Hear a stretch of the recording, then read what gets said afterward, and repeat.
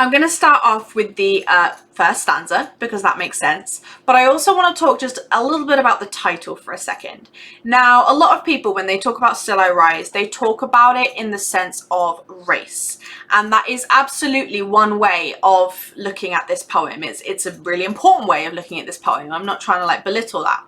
However, I think there is a universality to Still I Rise. It has an ability to apply to a huge range of different issues, and it's timeless in many ways as well. And part of the reason that I say that is because of the poem's title, Still I Rise. You've got obviously that key metaphor that we're going to see throughout this poem of rising.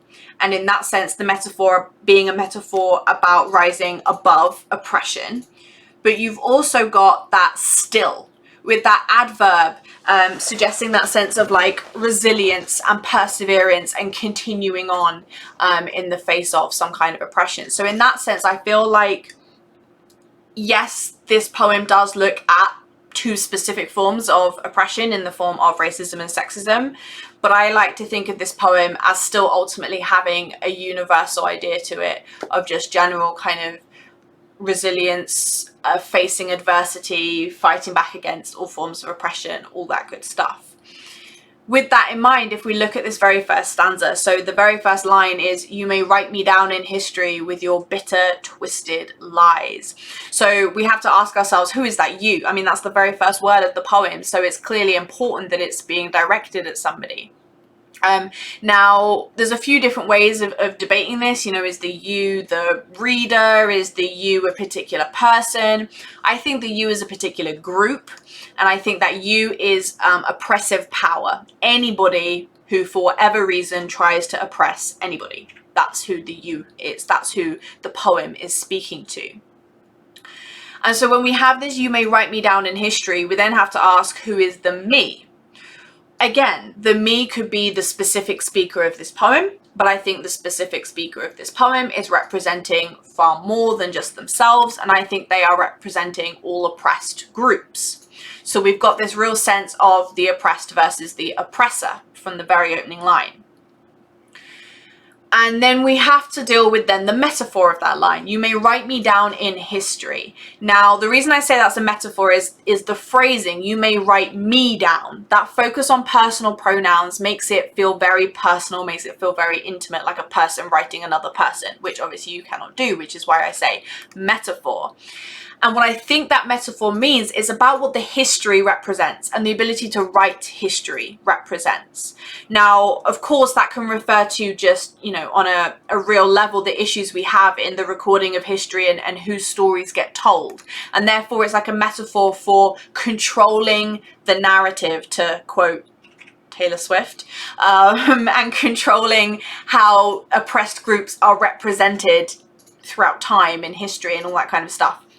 So in that sense, I think that history is symbolic of just generally how we record and remember ourselves, each other, over time. And then so the writing somebody down, the act of writing somebody down, is the power to control that information, the power to control how people are remembered, to control how people are represented, to control how people are spoken about. And what our speaker very clearly says here is, "with your bitter, twisted lies." Now, that is some very blunt, harsh language there in that bitter and twisted, and lies, of course, as well.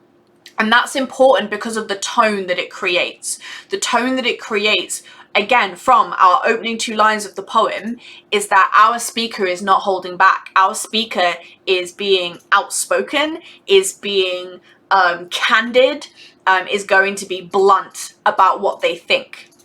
And what they think is that history does not represent people accurately. It's an allusion to the very real problem that we have in the real world of history being very one-sided. We hear those criticisms all the time that history is told by the ones that were in power, who were therefore also the ones who were the oppressors. So it's explicitly alluding to that problem that exists. in how we record our history. And in that sense, this isn't even metaphorical at all, because it is talking about a real person. But again, the reason I called it metaphorical is because of that personal language of you may write me down. It's not the people who control the narrative, I don't know, the oppressed groups, write down information about other oppressed groups. She's made it personal. She's made it like, you know, with the personal pronouns, it's very intimate. And I think that, again, is a deliberate act in trying to get to that personal consequence of oppression as well. She's not trying to deal with the large scale. She's really bringing it down to you and me, and it feels really personal in that way. And I really, really like that. That also works when we then get our next metaphor of you may trod me in the very dirt, because again, it feels incredibly personal. It feels that treading someone down feels violent. And again, if we ask ourselves what that metaphor means, it's about that oppressive power imbalance, isn't it? Because if you're treading on someone, you have power. And if you're being trodden into the dirt, it makes it seem like, you know, dirt has connotations of being unimportant, worthless, insignificant. And therefore, all of that is true of that person who's being trodden on, basically. So this is a metaphor for the power imbalance that exists between them. However, so our writer has set up the expectations of you may do this, you may do this. However, they're then going to be like, nope, this is not going to go as you think it's going to go. But still, like dust, I'll rise. So first of all, that adverb of still is like, it doesn't matter what you do. As I've mentioned already, it's got that sense of just persevering beyond what is done to somebody. And then she says that she's going to rise like dust. Now, the like dust comes before the rising. So it's important we look at that simile first. And that simile contains within it a biblical allusion. Now, in the Bible, I want to say it's in Genesis. I don't know my Bible well enough. I'm sorry. Somebody can correct me in the comments if I'm getting the exact location wrong. But in the Bible, it says that the Lord God formed the man out of the dust from the ground. So I didn't know that. But yeah, that is a biblical allusion there. So that's interesting, because if she is saying she's going to rise like dust, and then the dust, so on the one hand, hold on, backtrack a second. First of all, dust, dirt, there's a connection between the images there. So she's just been trodden into the dirt, but she's now rising above, which is like what actually happens with dirt. So in that sense, she's using that natural imagery to reflect how she's going to keep persevering. We can also see, though, this biblical allusion of God forming man out of the dust from the ground. So in that sense, she's giving herself a sense of power and a sense of significance back again. Our oppressor tried to take it away in the metaphor of you trod me in the very dirt. She is gaining it back in this simile by kind of alluding to God's creation of, you know, man. Okay, and how God gave us a power, and you know, God has kept us rising from the ground, all that kind of stuff. You've also got an interesting use of the modal verb after that, I'll rise. I will rise. Notice how that modal verb juxtaposes the other one we've had, that the oppressors have had. You may write me down. You may trod me in the very dirt.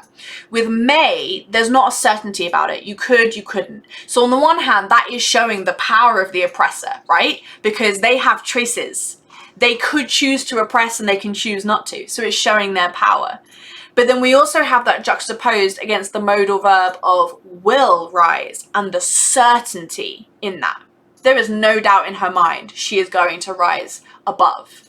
So in that sense, that juxtaposition between the potential of may showing their power also is then juxtaposed against the certainty of will showing her power, our speaker's power. Again, every time I say like her, I'm going to keep doing that out of habit because Maya Angelou wrote the poem.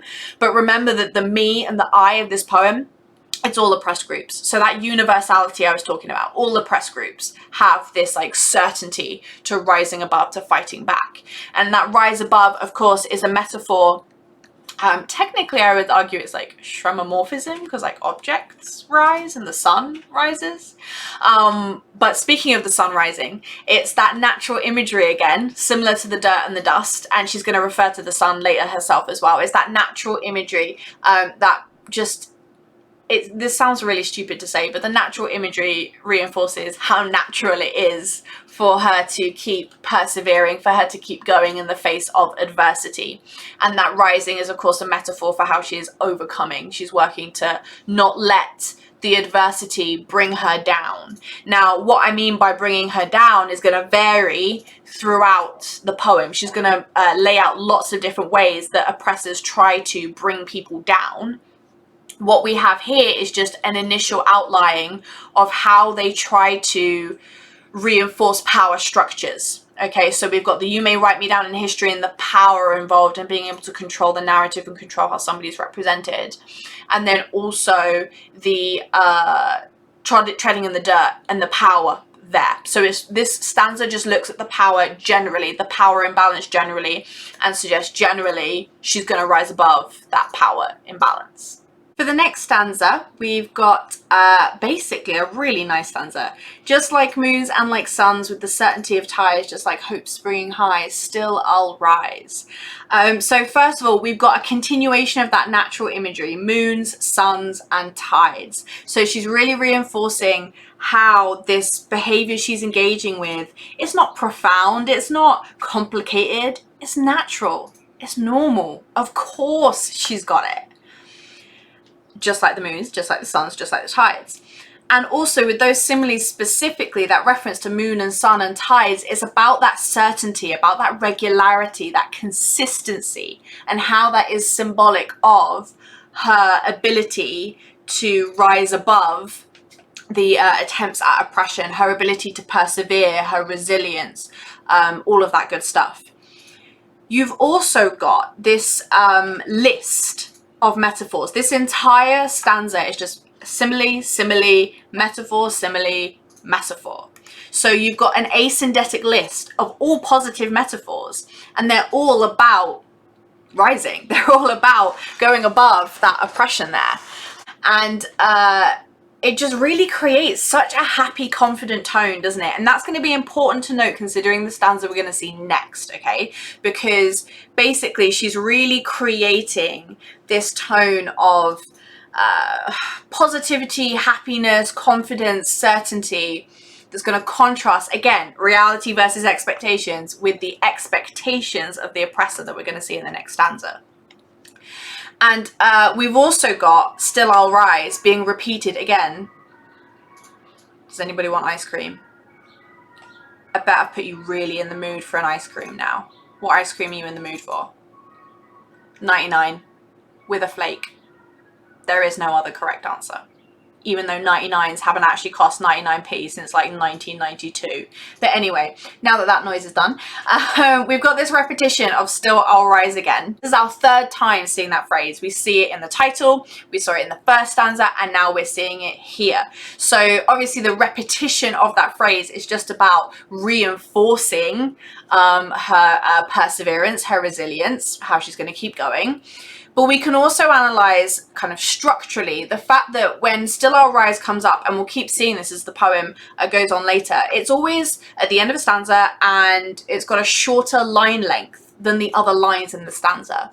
And the reason I think that she's done that is because it just creates, you know how I was saying about the natural imagery? This isn't a complicated issue. This is natural. I think that's the same. There's a simplicity to it, a certainty and a simplicity to those shorter lines with the "still I'll rise." And I think that's a deliberate part of it, her wanting to end the stanzas on this, well, not every stanza, but most of the stanzas on this note of just, this is what I'm going to do. Simple, really.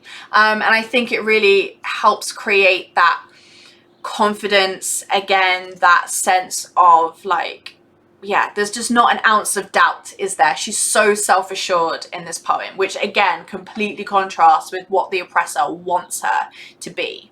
You've also got, linked to this kind of constant positivity, this constant sense of her rising above adversity, you've also got that being reinforced by the phonological devices that Maya Angelou is using in the stanza. Now, you might have heard me just say phonological and been like, huh, what?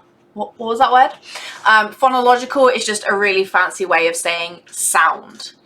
So it refers to any technique that involves manipulating sound in some way, which you can get obviously in poems.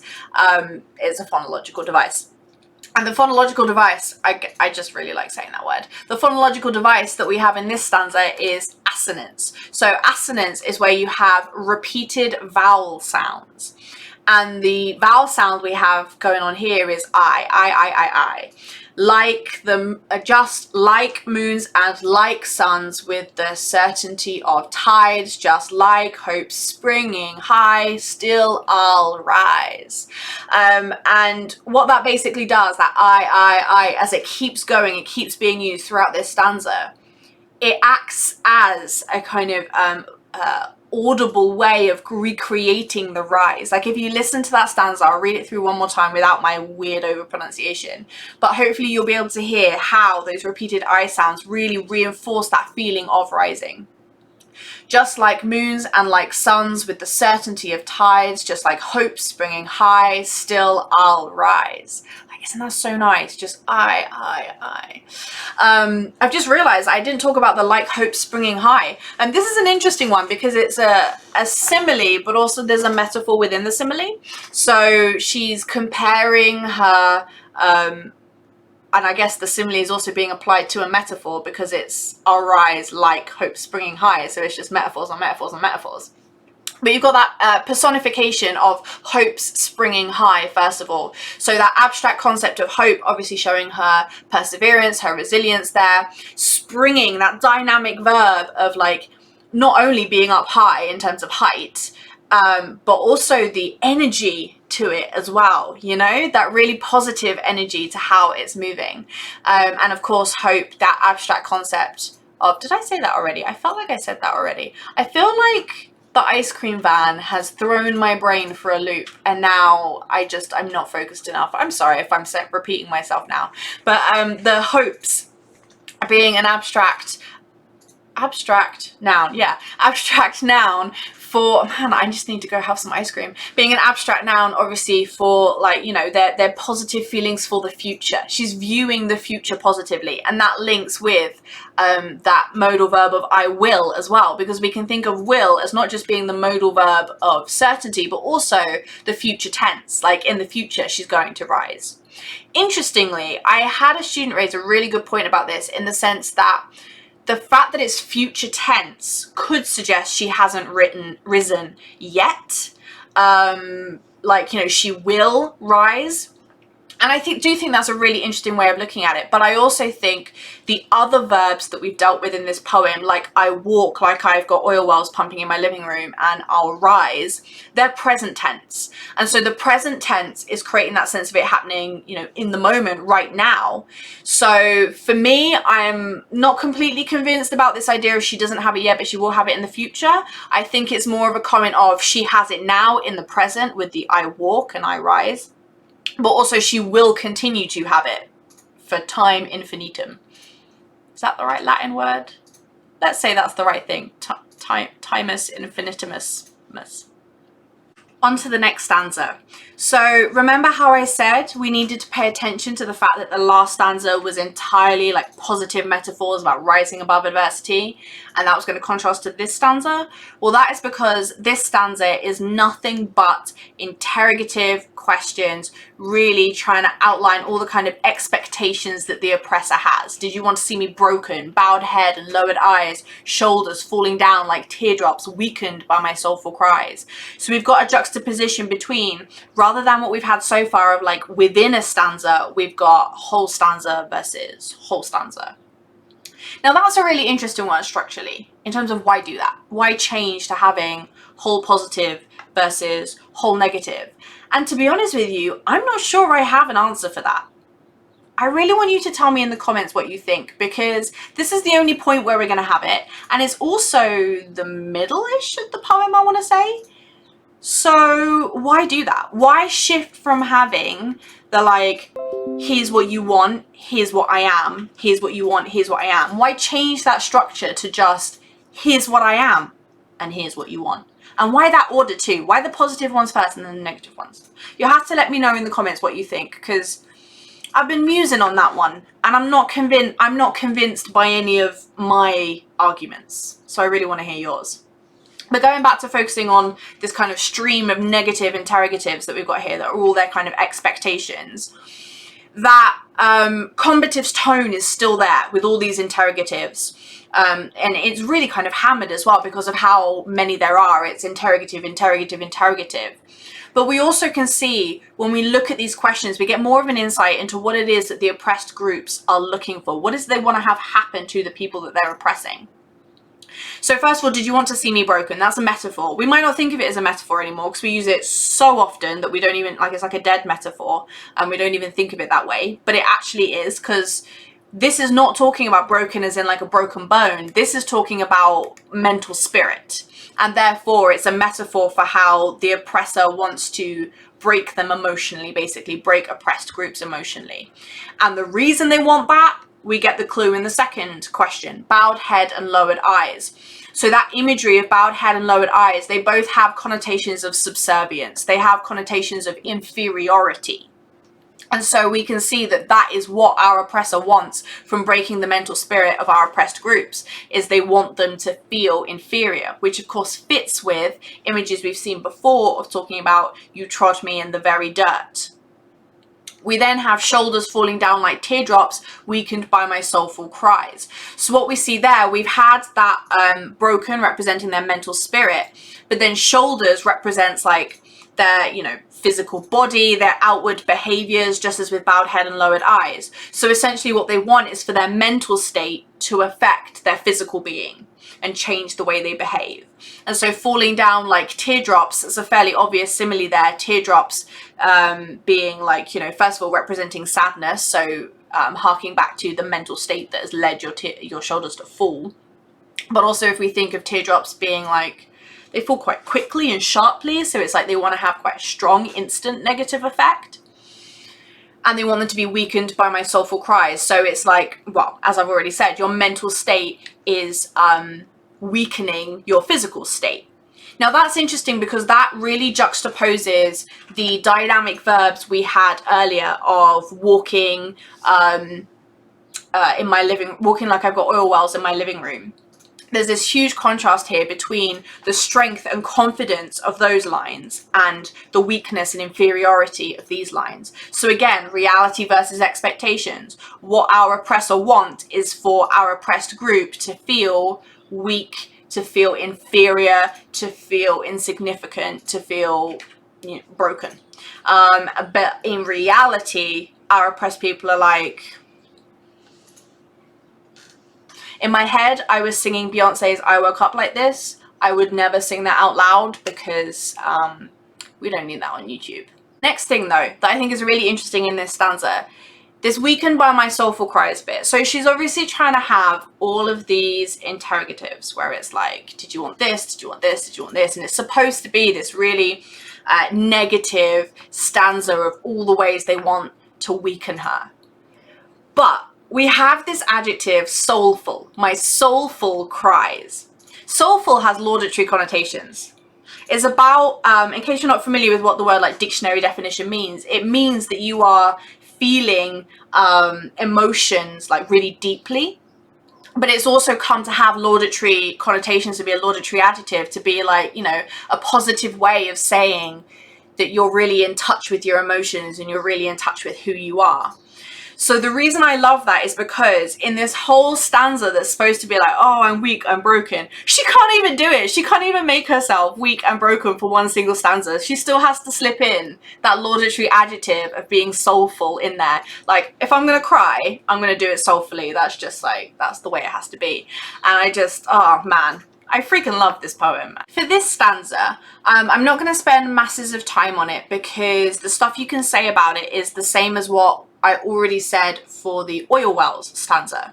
So you've got those interrogatives, you've got the sarcastic confrontational tone, the mocking tone, you've got the colloquial language, all that kind of stuff. One thing I want to address in those opening two lines that is different is the word haughtiness. Now the dictionary definition of haughtiness is and this is from Collins Dictionary, my favorite dictionary. You use haughty to describe someone's behavior or appearance when you disapprove of the fact that they seem to be very proud and to think that they are better than other people. So that one again is we're seeing that language of the oppressor, similar to sassiness, but this time we've got a word that's basically, it's got pejorative connotations to describe the positive thing we've had so far, the positive behavior we've had of having self-worth, self-value, self-love, confidence. Haughtiness is the negative way of describing that feeling. And there's also an interesting irony to it as well, because you can see where it says like, you think you're better than other people. There's an irony to that in our oppressors disliking somebody having a sense of superiority over somebody else. So that fits with that mocking tone again, isn't it? It's like, oh, do you dislike me doing exactly what you do? All that kind of stuff. The last two lines of the stanza, again, very, very similar to what I've already said for our oil wells metaphor. So we've got the laugh, the change here. Last time we had walk. So our laugh is still a dynamic verb. It's gone from symbolizing outer behaviors with the verb walk to symbolizing emotions with laugh. And you've again got that simile of gold mines just swapping for oil wells, but that still have that symbolism of wealth and power. And we've still got that natural imagery that's conveying the sense of she has it innately, she has it in her personal space, and she's just like harnessing that power. And I've put again, as I've already mentioned here, the fact that it's in present tense, I laugh and is digging, she's actively taking that power, she's actively holding that sense of self-worth there. So yeah, this stanza is pretty much identical in the meaning being created to our oil wells one. And so what's significant about it is just examining the slight changes in the pattern. So the change from sassiness to haughtiness, the change from walk to laugh, the slight change but same real meaning between oil wells pumping in my living room versus gold mines digging in my own backyard. Otherwise it's pretty much the same. On to the next stanza.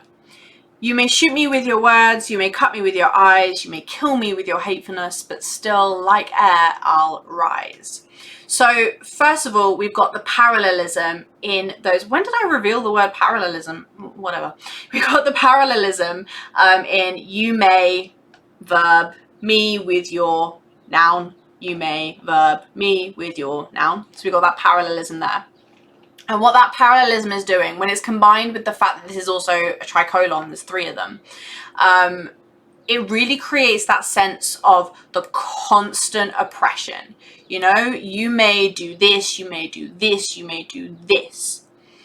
And the effect of that really combines with that tricolon I mentioned. It's the shoot me, cut me, kill me, words, eyes, hatefulness. Now, there's different things we can say about the two different parts of that tricolon. So first of all, the shoot, cut, kill. Obviously very violent, aggressive, dynamic verbs. But what's interesting as the pattern goes along is the level of intimacy required with each one. So shoot can be done from a distance. Cut is much more like, you know, that's got to be done. It's got to be done at somebody, you know, you've got to be much, much closer. And kill is obviously, it's not so much more intimate, I guess, but it's much more intense. So there is an increasing in the intensity as we see it goes from becoming more personal and then becoming significantly more severe in its level of violence and the consequences of that violence. You've also then got a pattern on the other side of it with the words, eyes, and hatefulness. So you've got that range of behavior. So words is symbolizing actions. So in that sense, shoot me with your words makes sense as a metaphor because it's that idea of how from a distance, you know, you can say things, you can write things, you can cause that harm. So words is you may shoot me with your words is like a metaphor for, similar to that, you may write me down in history. The idea of what we say and what we do in our actions, like, you know, writing history, that lead to us engaging in oppressive behaviors in harming people, but it's from a distance, as suggested in that shoot. We then have you may cut me with your eyes. So now we're still on behavior with eyes, but it's now much more closer, it's now much more intimate, which then makes sense with the cut. So now it's about how, you know, you're looking at somebody that is near you. It's how you behave with somebody that's in your proximity that's actually visual, whereas the shooting with the words metaphor is somebody who's much further away. We then have a change in the last one with hatefulness. So words and eyes are like concrete images. Hatefulness is our first abstract image. We've got it shifted from concrete to abstract.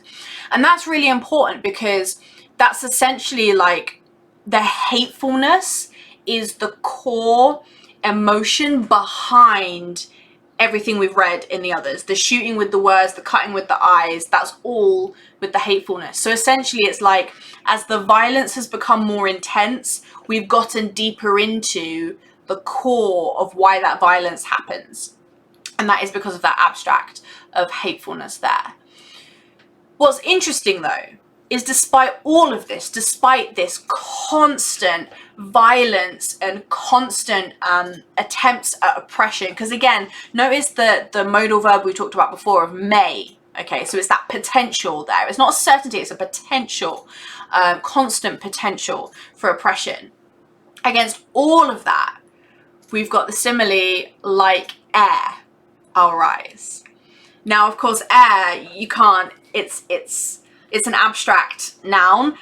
You can't touch it. It's not tangible. And so it's almost like, the reason I love it is because it takes that shoot, that cut, that kill, that violence, and in a single word makes it useless. You can't shoot air. You can't cut air. You can't kill air. It just, all of the attempts fail.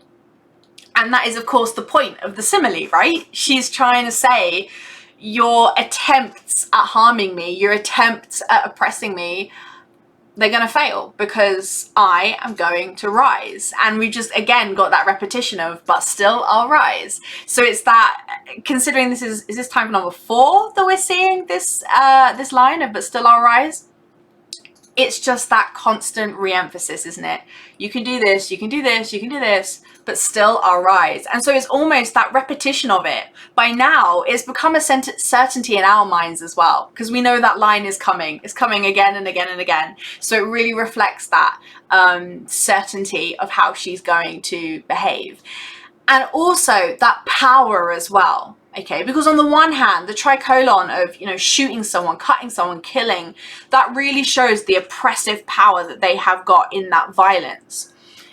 But there is also a great power in being able to be like air and be untouchable from all of that. And there's arguably an increase in power that we've seen within the poem, because if you remember the like dust simile that we saw before, now it's like air. So it's, you know, it's higher, it's elevated even higher. So not only is all of this stuff that they're trying to do to her ineffectual, but it's, you know, she's risen even further. She has risen above adversity and attempts to oppress her even further than she has in the past. Which again, if I go back to what I was saying before about how some people have tried to argue the will of I'll rise as future tense, in that sense, that does support that idea, doesn't it? Because it's like there is a sense of growth as the poem goes on, which is interesting.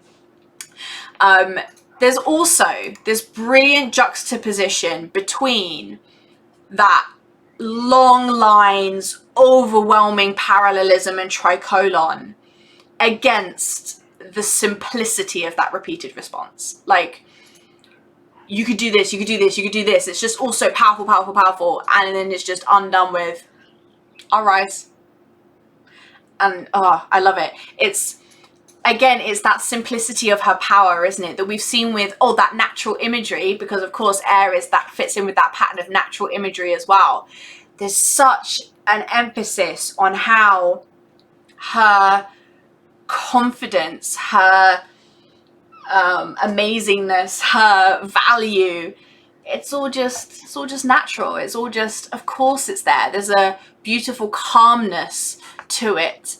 That completely contrasts the really aggressive attempts of the oppressor. This stanza, again, I'm not going to talk about for very long because it's really similar to the oil wells and gold mine stanzas that we've had before. But do you remember how I said right at the start of this video that a lot of people try to talk about Still I Rise as if like it's just about racism? And I said it's much more universal than that. The reason why part of the reason why I said that is because if you think about how many stanzas we've done, the only kind of suggestion we've had specifically of racism arguably is in the use of the word sassiness. This stanza is the first time I think that Maya Angelou gets specific about the type of oppression that somebody can face. And actually the first kind that she looks at, I would argue, is sexism. Potentially a little bit of homophobia in there as well, with the reference to like sexuality and stuff too. So that's why I say, like, this is more a poem just about facing oppression, facing adversity, persevering over anything, that universality to it, rather than, although it does look at specific kinds of oppression, it's not about them all the time. This is the first time we're going to get that exploration of sexism there. And we see that with, does my sexiness upset you? So we've seen that so far in the pattern of this interrogative of, does my X upset you? The X is some kind of word that's the language of the oppressor. Sexiness is not language of the oppressor, I would say. It's more just, I guess you could say, though, it is still a word that is often used pejoratively to talk about women, isn't it? That weird aspect of sexism where we want women to be sexy, and yet being overtly sexy is a bad criteria. You know, you want, what's that line? You want a lady in the streets but a freak in the sheets, or whatever kind of sexist crap they came up with. So it's that basic idea of how a woman's sexuality is often seen as being unacceptable. And then we then have, just as we've had so far, that I dynamic verb, like I've got, and then there's simile. This time we've got dancing. So if we think about the pattern we've had of walk and laugh and dance, obviously dance is another movement similar to walk, but I would say there's a lot more like happy energy. Do you see me dancing? I can't help myself. There's a lot of happy energy behind that dynamic verb of dancing compared to walking. So again, if we, you know what we were saying in the last stanza about how the difference between dust and air is like there's been growth.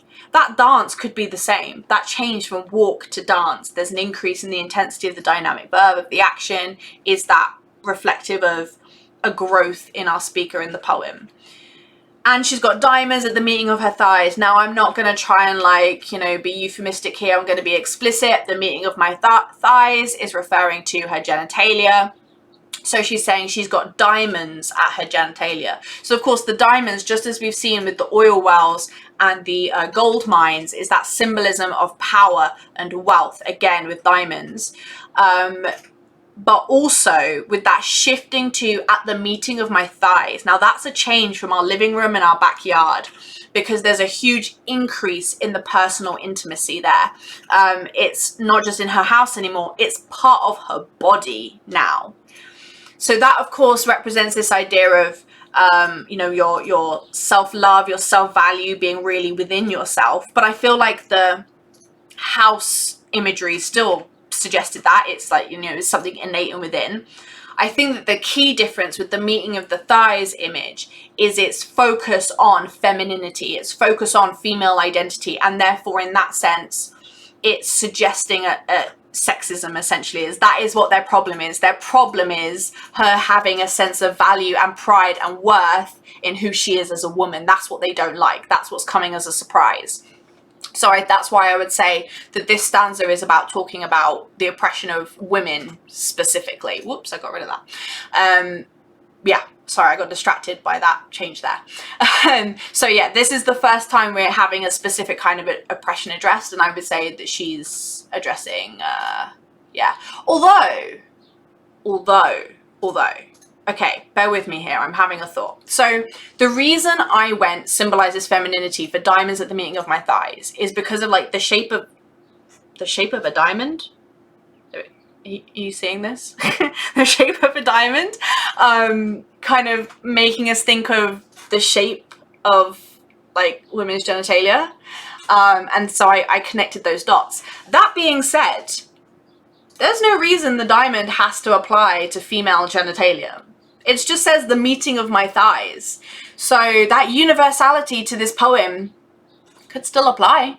Could still be applying as much to men as, I mean, I do think the choice of diamonds is deliberate. I do think it's supposed to allude to women, but ultimately there is still a universality to it, and that could apply to men too. So yeah.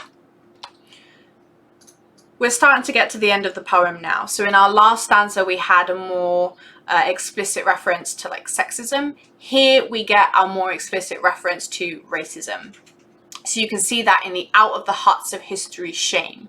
So you've got that allusion to slavery, with the huts making us think of like huts in Africa, and the history shame referring to like, you know, the shameful thing that people did in the past. And that sense of shame is reinforced by the consonants in the H's and the S's. The s. They come together to create a real sense of like you're trying to say it like in hushed tones. You're trying to say it quietly, like out of the huts of history, shame. So it really reinforces that sense of shame there. Now that's a really interesting way to phrase it. And I'm really interested in your thoughts on this, because I'm not convinced by any of mine. Why allude to slavery as history's shame? Because what was interesting is, if we think back to our very first stanza, we had history being referred to as a way of like controlling the representation, controlling the narrative, and it was referred to as bitter, twisted lies. So now she's calling it shame. Is it the shame in the sense of the lies that were told about slavery and what people did, and, you know, people trying to put a positive spin on it? I don't know. Let me know your thoughts in the comments. But I feel like there's something to that. Well, I know there's something to that. Why call it history's shame? Like personifying history like that and saying that it has this shame. Why? Because the reason I'm trying to muse on it is, if you think about what she suggested about history being controlled by the oppressor, and if you think about how we've had our oppressor painted so far, it almost doesn't make sense that our oppressor is feeling shame about something they did. So yeah, tell me what you think in the comments. What I do definitely think is important as well, though, in this line is the syntactical foregrounding. So with syntactical foregrounding, what you're basically analysing is the order that the writer has put the words in a sentence, and you're analysing why those words first, basically. And what we've got here is out of. That comes first. So the grammar of the sentence isn't, you know, I was in the huts of history shame and I got out. It's out of the huts of history shame. The out is placed at the start of the sentence. And I think that's really important, because even though she is acknowledging the trauma and pain and difficulty of the past, of the adversity, the priority is that dynamic verb of getting out of it. The rising is the bit that's kind of put at the very front of the sentence. That is given the priority. So the emphasis is still not on the pain and the adversity. The emphasis is still on rising above that pain and adversity. And that makes sense when we then also get the I rise, the continued repeated metaphor. This time though, it's in present tense, which, now that I think about it, I'm understanding what that person was saying about the I'll rise being future tense, because that is a change, isn't it? Before it was I will rise, now it's I rise. And we have talked already about how there is a growth in her confidence and power. So, okay, yeah, I am now convinced. Ignore earlier video me. I am convinced the I will rise is a future tense as well. It's not just about certainty. It is also about the future. She hasn't risen yet, but now at the end of this poem, she has. Although still the I walk, the I laugh, the gold mines, diamonds. What do you think? We're going to have to discuss this out in the comments. Like, there is undoubtedly a change from future to present tense here, but there was also undoubtedly present tense earlier in the poem as well. So tell me what you think is going on there. But point is, we do have a change from the I will to I rise. There's also no but still. There's just that even more kind of shorter, more concise, more to the point, more simple, of the certainty of just like I rise above it. We've also got in our repeated of I rise that comes again after another metaphor about the trauma of the past, the adversity that's been faced. So a past that's rooted in pain. That metaphor of rooted suggesting, you know, the trauma as experienced as a result of racism is deep, incredibly deep. Interestingly though, again, we've got, wait, no, hold on. I'll come back to the syntactical foregrounding in a second. You also have that pain reinforced by the sound, because you've got the plosives of past and pain, and then that like really harsh like but sound.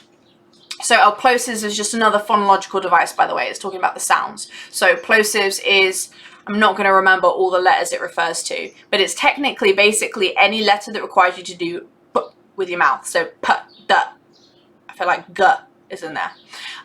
But you've got these plosives with the repeated p's, past rooted in pain. That's really kind of, again, symbolizing that violence, symbolizing that pain, symbolizing that aggression. Despite that though, you've again got syntactical foregrounding because the first word in that line is up. So the priority, despite the trauma, despite the pain, the priority is given to the rising above. The priority is given to, yeah, I rise. And you've got that repeated again. Notice now the change we've had, not just in the actual phrasing of these versions of I rise compared to but still I'll rise that we've had earlier. Also, the repetition is increasing in its proximity. It used to be, you know, repeated at the end of every other stanza. Now it's twice within one stanza. So we could say that is reflective of the growth in confidence, the growth in rising, in perseverance and resilience as well. The fact that that phrase is repeated more in this stanza. And it's not at the end either. It doesn't wait anymore. It keeps rising. Something happens, it rises immediately. Something happens, it rises immediately. Whereas before, you know, it had a couple of lines of negative expectations and then it would rise later on. We've then got this metaphor, I'm a black ocean, leaping and wide, welling and swelling, I bear in the tide. So the ocean has its connotations of power, strength, all that kind is basically the power of the ocean, right? And especially when we think about how that combines with the leaping and the wide and the welling and the swelling. It's all trying to make us think about the power of the ocean. But notice that adjective on our can't speak. Notice the adjective on our ocean that makes it metaphorical. Well, no, that's not what makes it metaphorical. The I am a is what makes it metaphorical, but enhances the metaphor of it. Black. Black as in skin color. So there's a sense here of directly associating, directly linking skin color to power and strength, as almost as if that's where it comes from. There's a sense of power and strength that is coming from the skin color. And again, that is defying our expectations of our oppressors, isn't it? Defying that racist expectation that certain races will view themselves as insignificant, as inferior. This is a metaphor of strength and power. And again, that strength and power is enhanced by the two different adjectival phrases that we've got, leaping and wide and welling and swelling. So the leaping and wide, it's got, again, that energy and also scale to the power.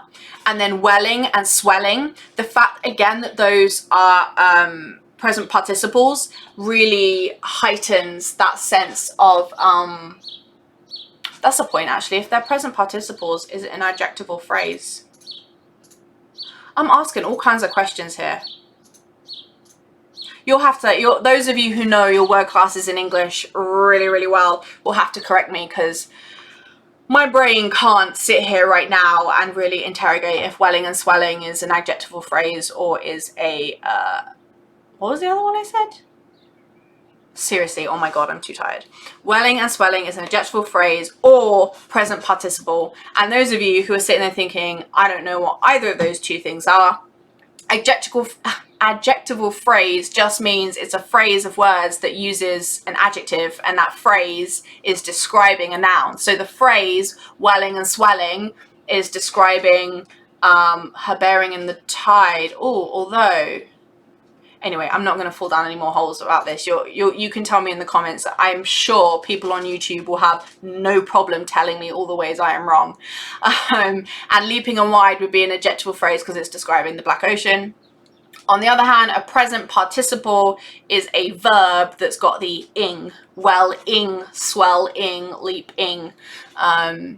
So yeah, it's that kind of like it's actively happening in the moment. So either way, whether it's the adjectival phrase or it's the present participle, we're going to be able to analyze that, because if it's the present participle, then we're going to be able to analyze the fact that it's like it's active in the moment. The power that she's got is active in the moment. So, you know, my analysis pans out even if I'm wrong. So, ha. We've then got, on top of that, with the welling and swelling, getting back to my actual original point. So leaping and wide is scale, it's energy. Welling and swelling is about growth. It's about that sense of power growing and growing. Notice again, welling and swelling, both words to do with growth. There's no like come down, it's just grow and grow some more. So there's a real sense of her power growing there. We then have that metaphor continued, I bear in the tide. So bear means you like control it. You're the one that moves it. Okay, so she's saying that she is the ocean is moving the tide. Now, I'll come in a second to what I think the tide represents. But first, this metaphor is basically about control, isn't it? This part of the metaphor. I bear it. I have control of this. I have the control of this movement. So it's that, again, that power because of its scale, because of its energy, because of how much it's growing, and because of how in control of it she is. And if you think about that control, we've seen that before with our gold mines and our oil wells. That sense of not just holding the power, but being able to harness it too. Now the tide, I bear in the tide. So we know that the ocean is comparing an ocean to her personal power, the power that comes from who she is and her identity. What's the tide in this metaphor? Now, if we think about what a tide actually is for an ocean, it's like something that is moving in and then goes back and then moves in again and moves back. Now, because of that movement, is it a metaphor for the active like social movements against oppression? Is that it? She's in control of like the fight back, the pushing forward, the progress of moving forward in society. Is that what she's trying to say? Or is it that she has that ability to control like her response to, you know, the world, the changing world, things going on in the world? You know, she bears in the tide. She can control her response to the oppression that's going on. Again, let me know in the comments what you think, because I'm not entirely convinced by myself there. But my instinct is going with the social movement just because of tides moving. That sounds really straightforward, but that's where I'm going for. But at the same time, I feel like because the metaphor of an ocean is being compared to her identity, if the tide is an extension of that metaphor, the tide must be tied in to something with her identity as well. So yeah, let me know what you're thinking. Last stanza, and it's a good one. So we have this: leaving behind nights of terror and fear, I rise into a daybreak that's wondrously clear. I rise, bringing the gifts that my ancestors gave. I am the dream and the hope of the slave. I rise, I rise, I rise. So this being the last stanza, the structure of it has changed, and that is going to be significant as we go through and analyze too. The first thing I want to talk about is the historical allusion in the opening line, leaving behind nights of terror and fear. So this is a historical allusion in the sense that before the civil rights movement in the USA, racist attacks would often be at night. The KKK would go on their hunts for people to lynch at night. You had places called sundown towns, which were basically towns in America that you didn't want to be in after the sun had gone down, because it was like a kind of curfew basically on the black people there. If you were seen out after the sun had gone down, you could be attacked and that kind of stuff. So there's a kind of historical link there of associating the night with terror and fear, because that is when the attacks would happen. That is when the racism would happen. It's also, this whole stanza is a historical allusion to Martin Luther King's I Have a Dream speech. If you have a look at this chunk, which, got way too much of my camera, there we go. If you have a look at this Martin Luther King I Have a Dream speech, this is a direct quote from the speech. This momentous decree came as a great beacon light of hope to millions of Negro slaves who had been seared in the flames of withering injustice. It came as a joyous daybreak to end the long night of their captivity. So you can see she does the same imagery. He does joyous daybreak to end the long night of their captivity. She does leaving behind nights of terror and fear. I rise into a daybreak that's wondrously clear. I rise. So she's deliberately using the similar imagery to him. It's not just that it fits with, I mean, it fits pretty perfectly, right, with the imagery she's used already of that natural imagery. But it also reminds us of the progress we've seen so far, because Still I Rise was published in, oh God, I'm not going to get the year right now. It was either really late 70s or early 80s or late 80s. It was that kind of time frame, okay? A good 10, 15, 20 years after Martin Luther King's I Have a Dream speech. So in that sense, it's about showing that progress that has happened because of their constant rising. Because of course, that's what Martin Luther King represented. Peaceful protest, constantly rising above acts of violence and oppression and all that kind of stuff. So she's using the same kind of imagery as him, reminding us of his I Have a Dream speech. It also works though in its own right. Even if you put aside that illusion, the analysis makes sense if we think about that juxtaposition in the symbolism behind night of terror and fear versus daybreak that's wondrously clear. So daybreak symbolizing like new start, new opportunity. It being wondrously clear is a metaphor for how it's going to be free of challenge, free of adversity. And that of course makes sense in the sense of that's what's going to come as a result of the rising. That's what's going to come as a result of rising above, is the progress in society, and that's what it's representing.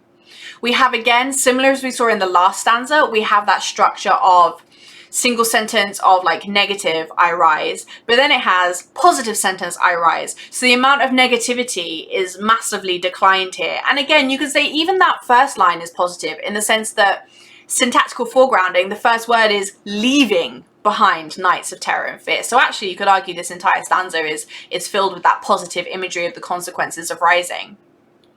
But you have got that kind of constant, again, repetition of I rise every other line. We've then got the bringing the gifts that my ancestors gave. I am the dream and the hope of the slave. So that is, of course, again, referring to Martin Luther King's speech with the dream part and also the hope to millions of Negro slaves. We've got that reference to his speech again there. But what we've also got here is interesting in that gifts, which is plural. So that, again, that celebration. We saw that before with the Black Ocean, that celebration of who she is, celebration with the diamond at the meeting of her thighs, celebration in the oil wells and the gold mines, constant tone of celebrating and loving and seeing her self-worth. She's also here seeing the self-worth in her history, the ancestors, because she refers to we can think of this as being a metaphor for the hereditary physical qualities in skin color, but also the qualities of perhaps resilience and perseverance and all that kind of good stuff. So the fact that it's plural in this metaphor is really significant in celebrating just how much she gets from her history. That's really positive. You've also got that juxtaposition in the dynamic verbs of leaving behind nights of terror and fear, bringing the gifts that my ancestors gave. So there's a sense of something going, the negativity going, and just more positivity coming in, which is a really nice way to end the poem as well. And then you have that I am the dream of the dream and the hope of the slave. So that again is harking back to racism and that particular form of oppression. And the fact that this is the last stanza really shows how important racism in particular is to this poem, because that's what she wanted to end on. But ultimately still the last line of the poem is I rise, I rise, I rise. Now I spotted a mistake, well not a mistake, but a slight, I wish I could go back in time and fix that a little bit, and how I've been referring to I rise so far. So I've been saying it's repetition, which it is, but within poetry that has a specific name, because why not? And it's called a refrain. When you repeat specific lines over and over again in a poem, it's called a refrain. So what we've got is this refrain, I rise, I rise, I rise, continuing and intensifying here. So by having this tricolon refrain of I rise, I rise, I rise, it again, similar to what we've seen before, creates that almost like physical sense of actually rising. We can almost like, in how we say it, we can almost feel her rising through this poem. So the poem ends on that kind of repeated idea of I rise, but of course has now changed from earlier in the poem where it was but still, whereas facing oppression, no, all of that is gone now, leaving behind Nights of Terror and Fear. Oppression has been completely removed from the poem at this point, and it's just focusing on her rising. And that's another important thing to note. She hasn't spoken to the you at all here. It's all been I. That's also really intensified. So it's like all the focus is on her and the progress she's making and how she's developing and how she's growing. So yeah, I mean, a pretty awesome way to end the poem, all in all, don't you think?